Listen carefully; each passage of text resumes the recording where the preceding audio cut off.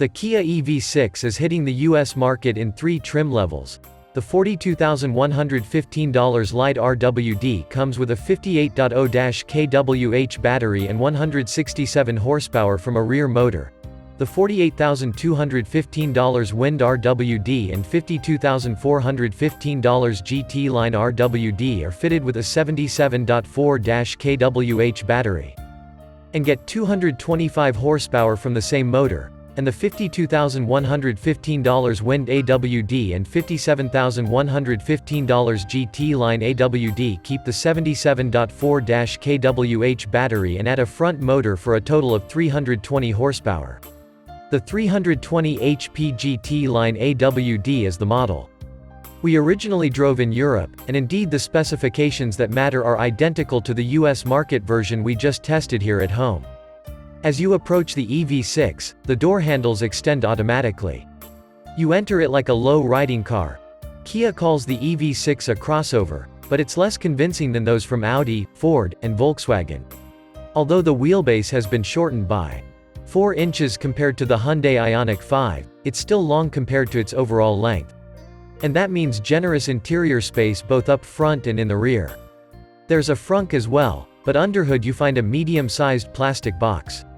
Instead of a fully clad luggage space, we like the comfortable seats, which are covered in grippy black microfiber with light gray accent stripes.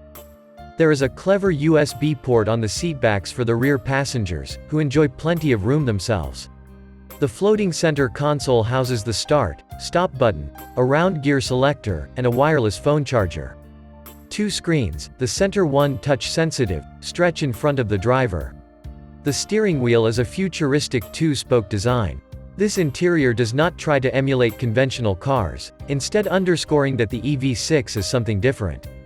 It's worth taking the time to toggle through the different styles for the digital instrumentation, to adjust the space-age artificial sound or turn it off, and to familiarize yourself with the driving modes and recuperation settings. The Meridian audio system sounds great. However, we were not impressed by the look and performance of the navigation system nor with the menu structure of the infotainment system.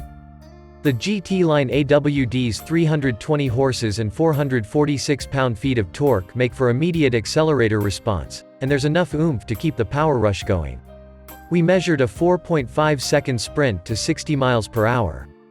The steering is precise, there's little body roll, and road holding is good with 0.86 grams of stick. This car feels lighter than its 4,647-pound curb weight. The brakes are strong and easy to modulate, with region braking force adjusted via steering wheel paddles. And we noticed 0 squeaks and rattles in the quiet cabin. The EV6 AWD is EPA rated at 274 miles of range, which we found ambitious, at least the way we were driving.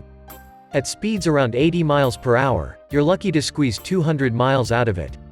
That range is good for an EV but doesn't change the game.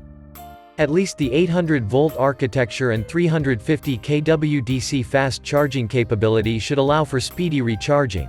Kia promises nearly 70 miles added in less than 5 minutes, and the ability to charge from 10 to 80% in under 18 minutes. A real-world experience from Europe, though, suggests that the advertised charging performance can only be achieved in mild temperatures, not in the cold of winter. The Kia EV6 has a strut front and multi-link rear suspension setup, and we were impressed with the execution and tuning.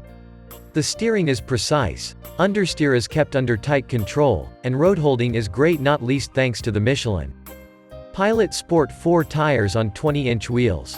The brakes are capable and easy to modulate, and unlike the Ioniq 5, the EV6 doesn't tend to bob and bounce when driven aggressively on bumpy surfaces.